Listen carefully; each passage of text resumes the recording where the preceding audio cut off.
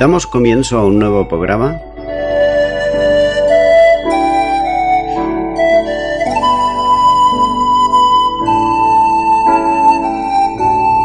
Servidores de Dios. Quien te habla es Manuel Cornejo.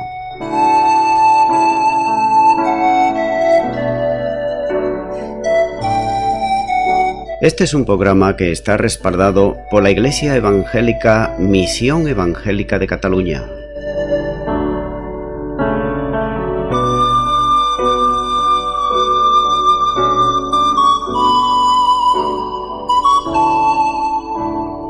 Estamos situados en la ciudad de Sabadell, en la avenida Matadepera número 239.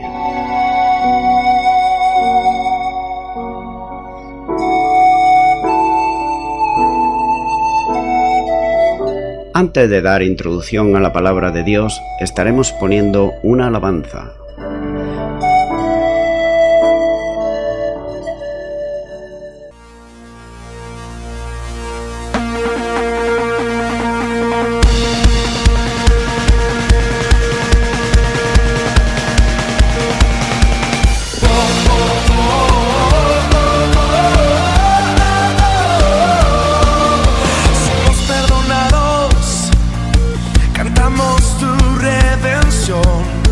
Con fuego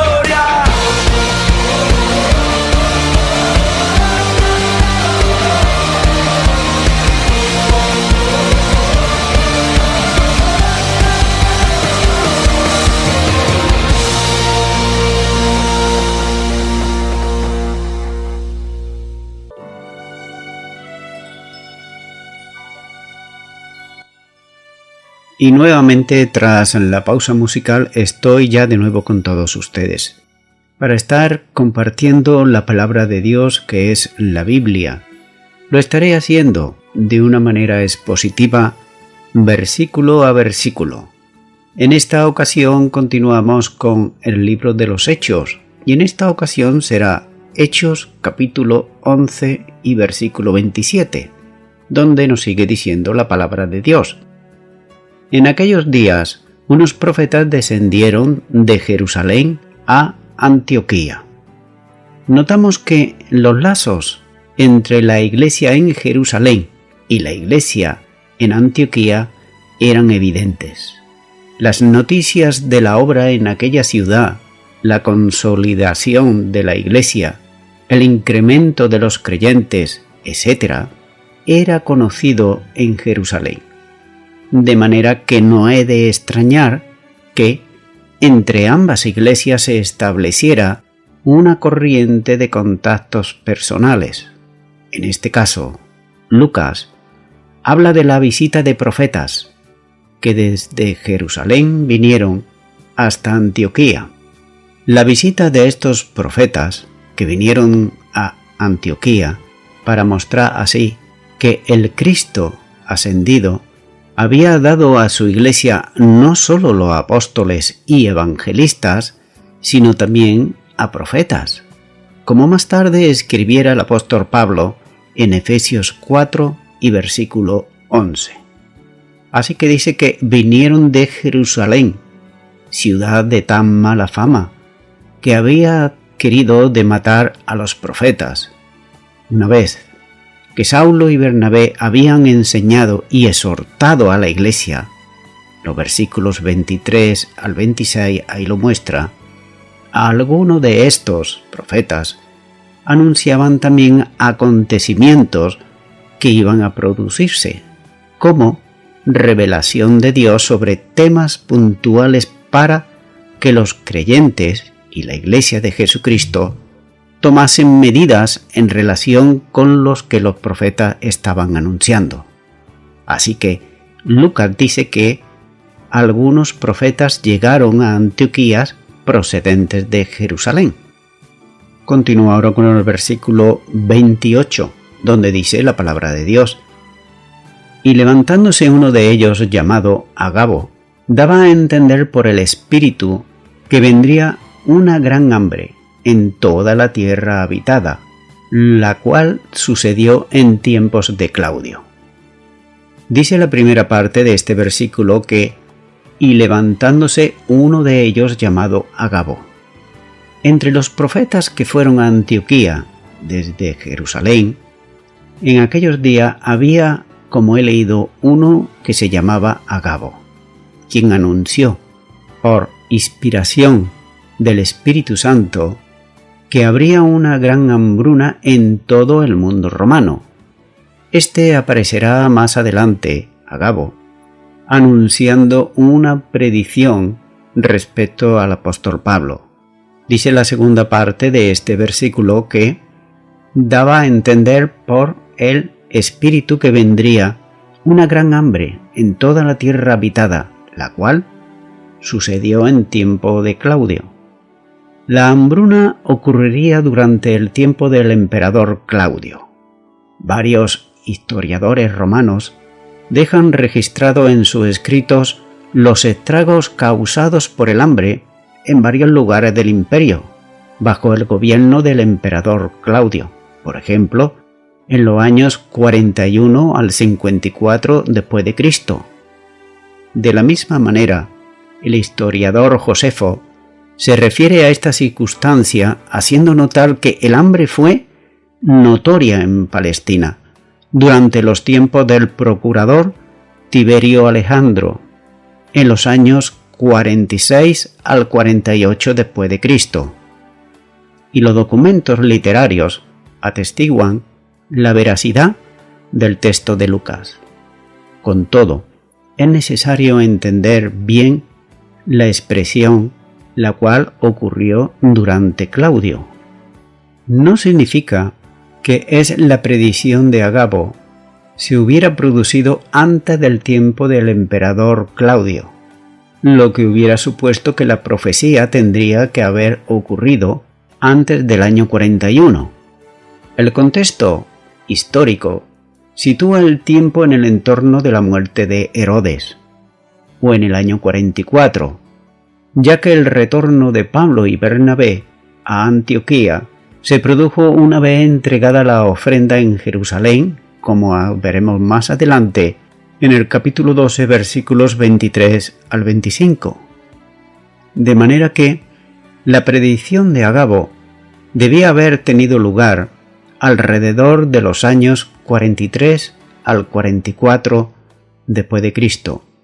Estos años eran ya de dificultades económicas en Palestina, como en general fueron todos los gobiernos de Claudio, si bien las mayores dificultades se produjeron en los años 45 al 48 después de Cristo.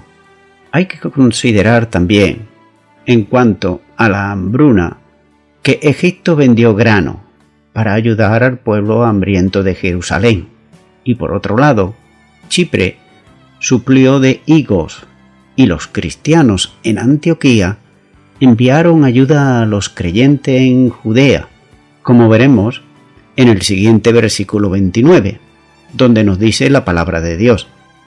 Entonces los discípulos, cada uno conforme a lo que tenía, determinaron enviar socorro a los hermanos que habitaban en Judea. El propósito de la visita de los profetas de Jerusalén fue informar a los creyentes antioqueños de la gran hambre que ocurriría en Judea y la forma desastrosa en que afectaría a los cristianos que vivían en esa región. La iglesia de Antioquía no recibió el mensaje solo como una mera información y nada más, sino que de inmediato hizo planes para aliviar la necesidad de los creyentes en Judea. Y quiero aquí hacer hincapié, ya que los creyentes en Judea, es decir, en Jerusalén, la mayoría eran judíos, y los que había en Antioquía eran todo lo contrario, eran gentiles. Así que Lucas describe el delicado amor de los cristianos de Antioquía en términos entusiastas, cuando dice: y los discípulos, según sus posibilidades financieras, decidieron enviar ayuda a los hermanos que vivían en Judea. La iglesia de Antioquía decidió establecer un fondo de ayuda, al cual cada persona contribuyó según sus recursos se lo permitían, sobre una base voluntaria siempre, no forzando a nadie. Así que entregaron sus donativos para mostrar su amor hacia los hermanos en necesidad. De hecho, como nos dice la palabra de Dios en 2 de Corintios 9 y versículo 7, Dios ama al dador alegre.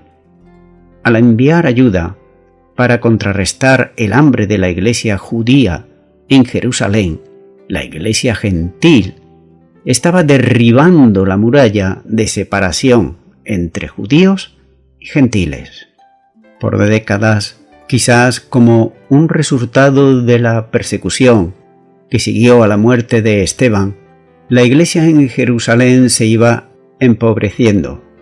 Durante sus viajes misioneros, el apóstol Pablo pidió a las iglesias gentiles donativos para ayudar a los pobres de Jerusalén, y los cristianos gentiles deseaban agradecer a los cristianos judíos por haber compartido con ellos sus bendiciones espirituales.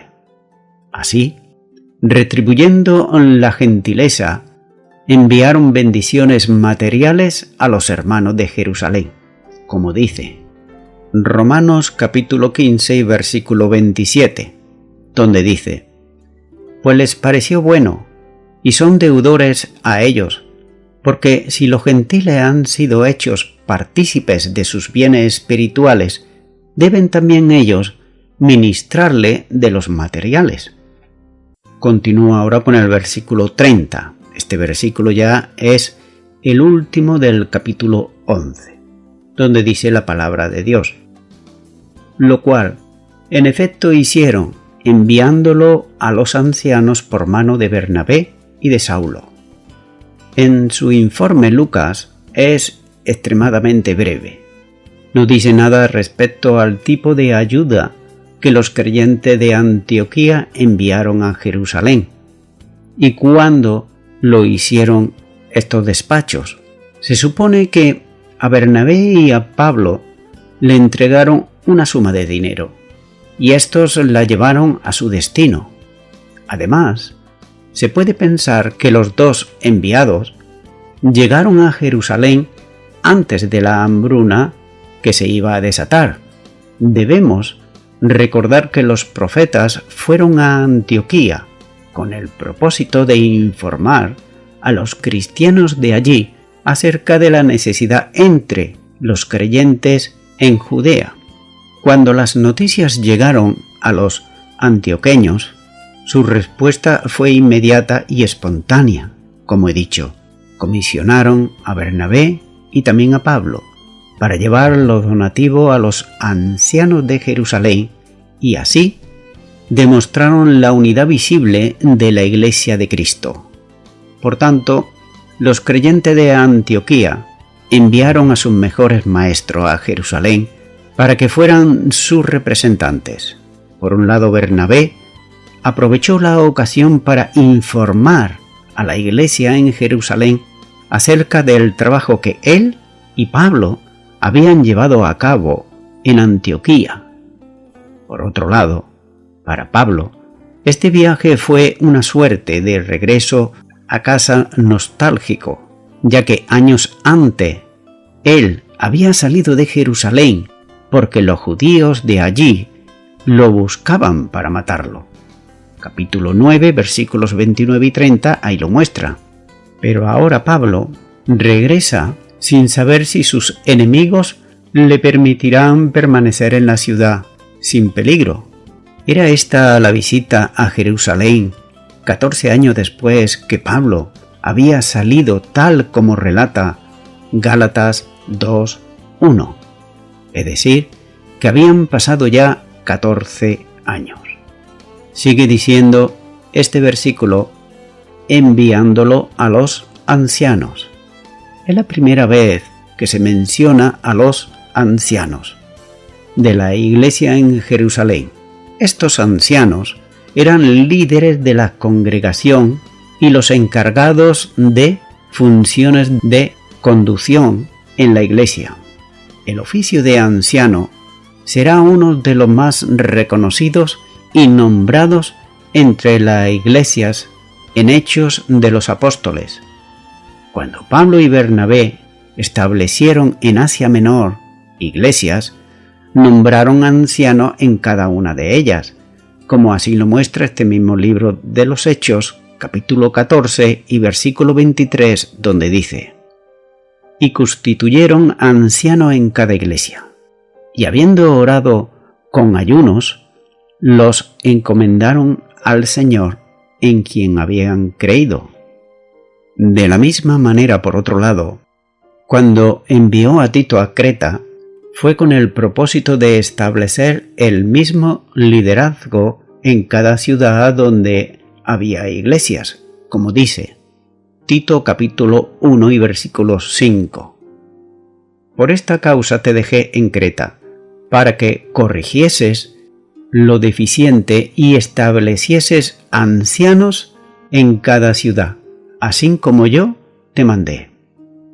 No cabe duda que en cierta medida este oficio de anciano se toma del sistema de gobierno de la sinagoga judía, en la que el consejo de ancianos desempeñaba un importante papel de liderazgo.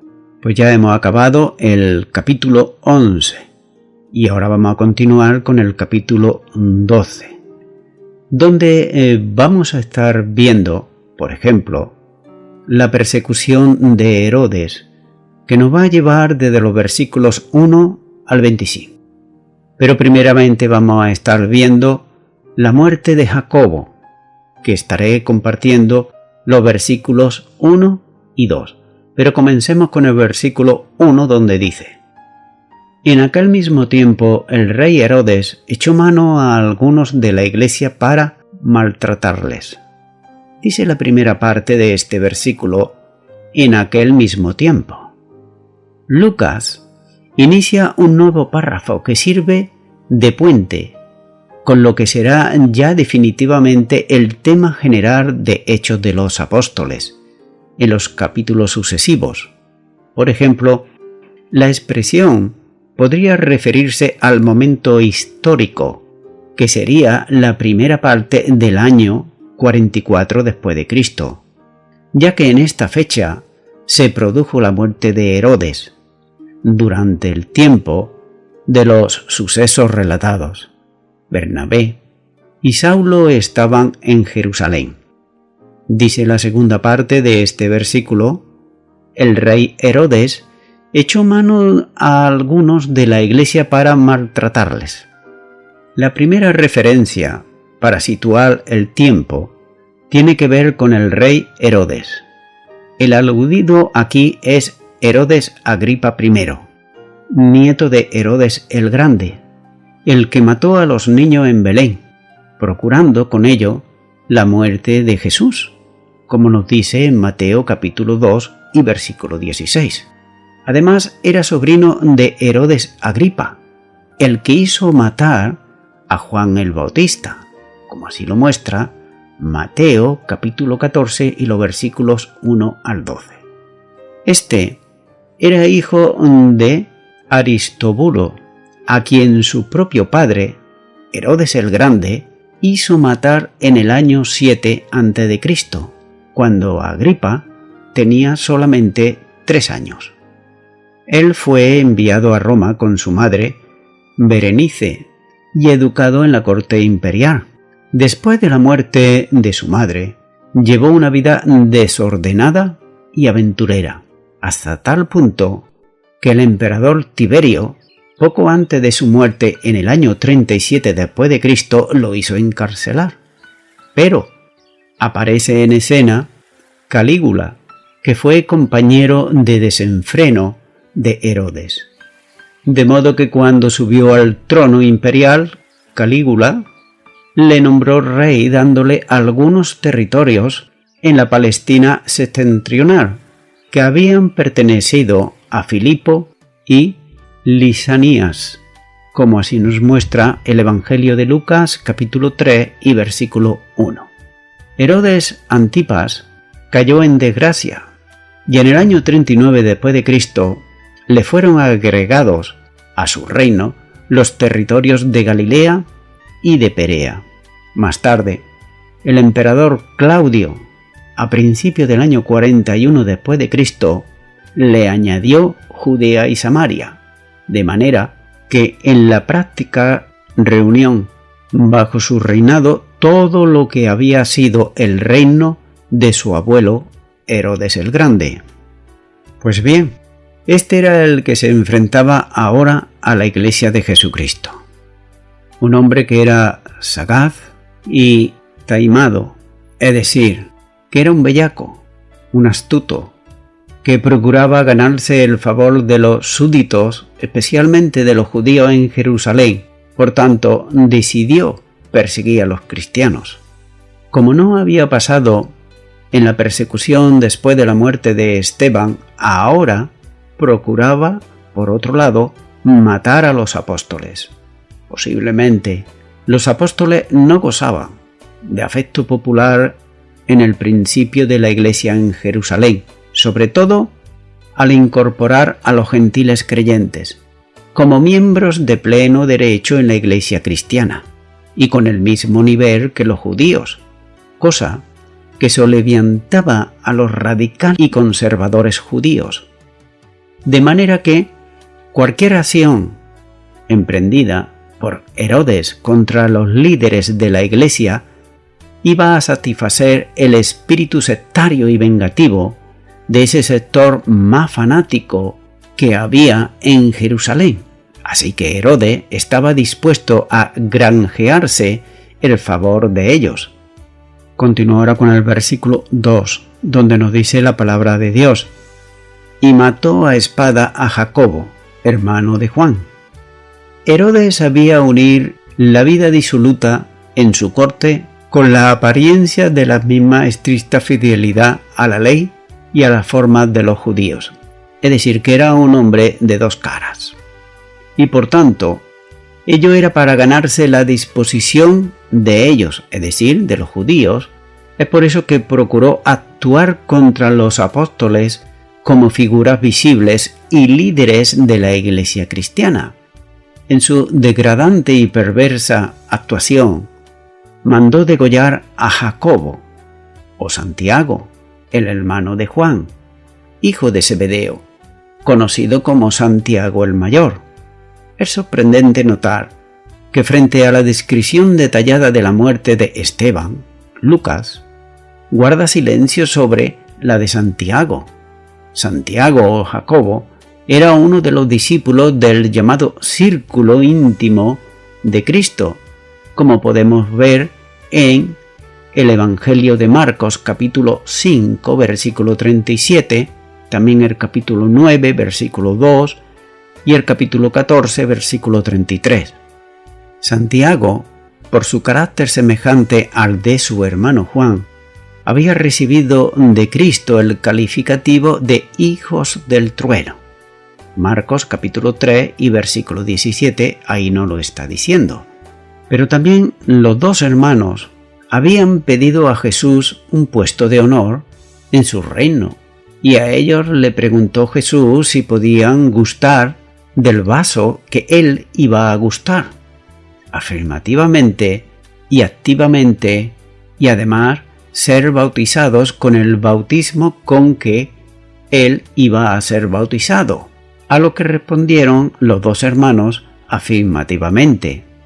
A estos anunció Jesús una muerte violenta, como así nos lo muestra el Evangelio de Mateo capítulo 20, versículo 22 y 23. En aquel momento no terminaban ellos de entender que la glorificación del Rey iba precedida necesariamente del tremendo sufrimiento de su pasión y de su muerte. Ellos pedían gloria, pero desconocían que a la gloria se llegaba rodeado de sufrimiento. La petición de Santiago y Juan era un deseo de gloria en el presente, sin contar con la experiencia del sufrimiento que Jesús anunció para él mismo antes de ser glorificado.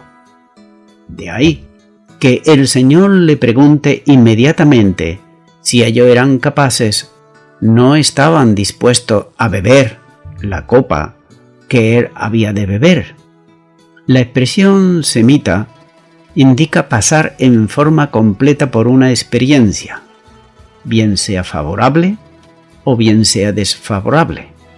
Por eso, Jesús le ponía en la disyuntiva del sufrimiento antes de disfrutar de la gloria. El Señor les preguntó si eran capaces de ser bautizados con el bautismo en el que él iba a ser bautizado. Cristo le advirtió de la dimensión y la profundidad de los padecimientos a que iban a ser sometidos. La inmersión en el sufrimiento, de ahí el simbolismo del bautismo, el quebrantamiento de Jesús.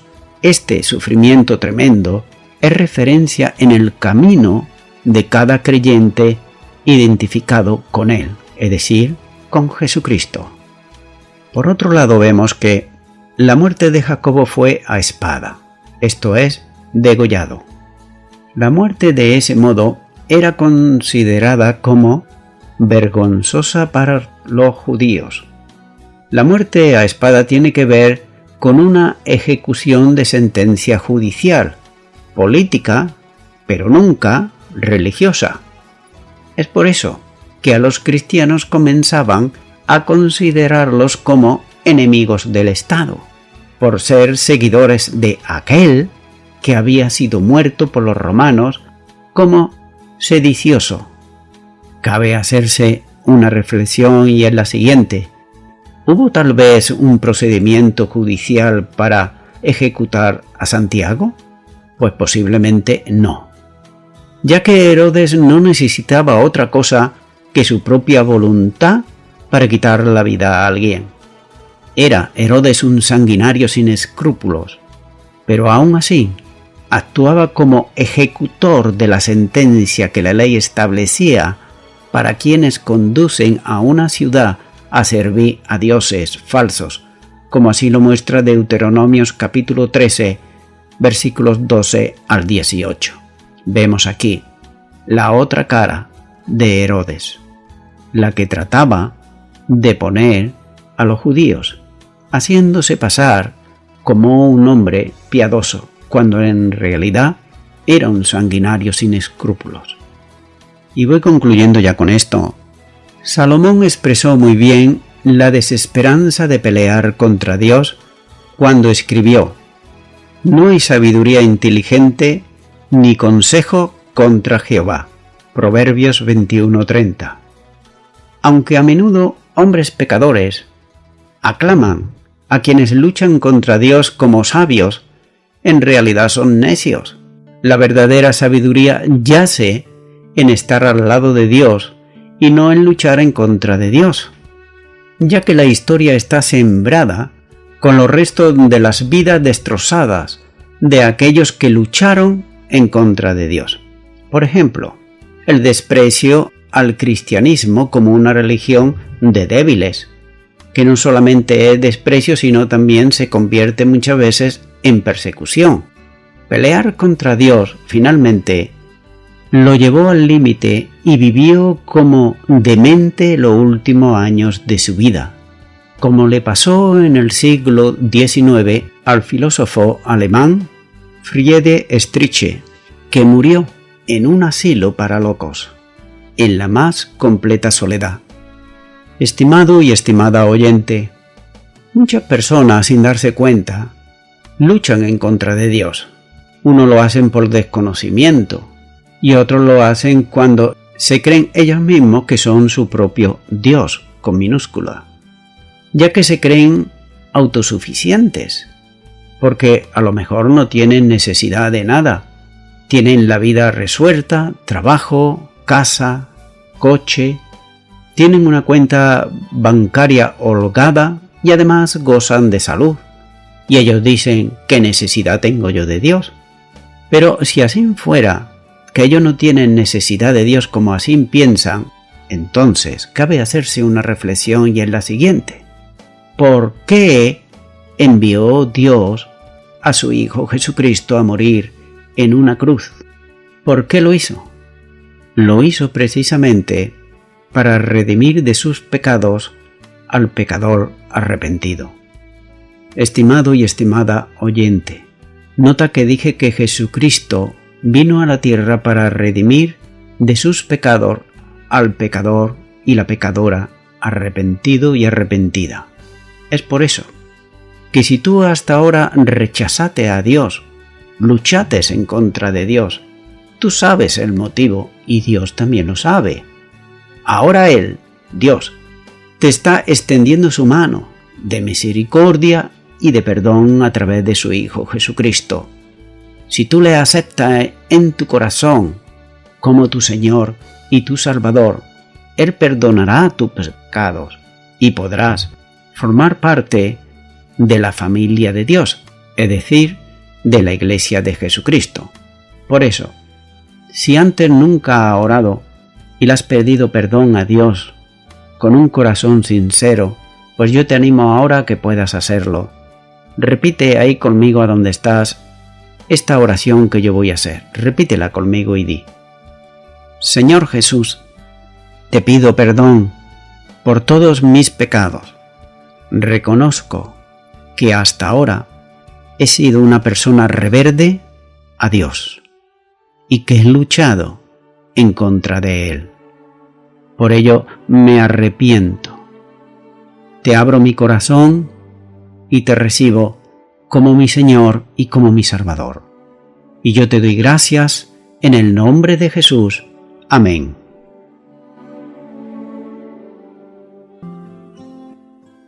Amigo y amiga oyente, si tú has hecho esta oración de todo tu corazón, te recomiendo que comiences en primer lugar a orar a Dios en el nombre de Jesucristo.